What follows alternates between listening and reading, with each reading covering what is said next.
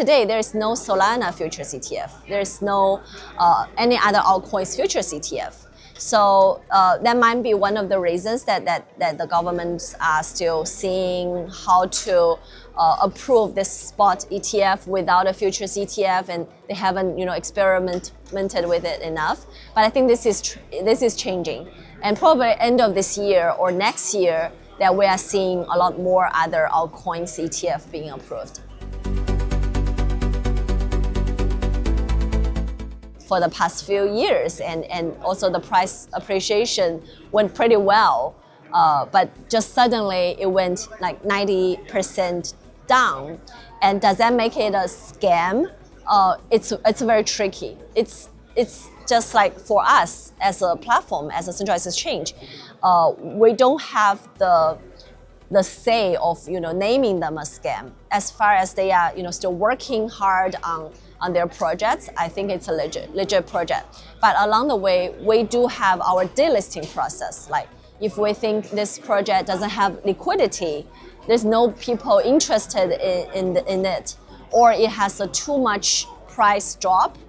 For example, if a project price drop 30% a day, I will also get a notification of this project. And our listing team will think about whether do we want to delist it, or what should we do about this project. There's certain mechanisms around that, but I would admit that there is no 100% perfect solution. No financial advice, but I do hold lots of Bitcoin. Like for my own cryptocurrency portfolio is nearly 80% plus in Bitcoin, and the other 20% in altcoins. So that means I don't have any USDT parked anymore.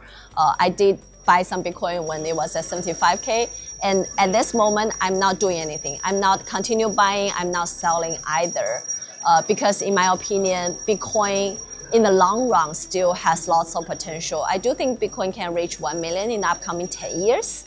And that's what I mean by the long-term potential, because there's still lots of adoptions coming up. If you look at institutional adoption, let me just give you a data.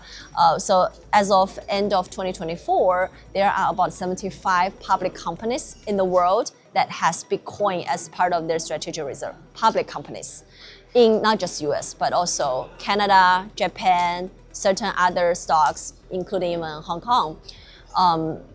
But I think this 75 will increase. This number of 75 will increase maybe to 200, 300, or even 500 end of this year.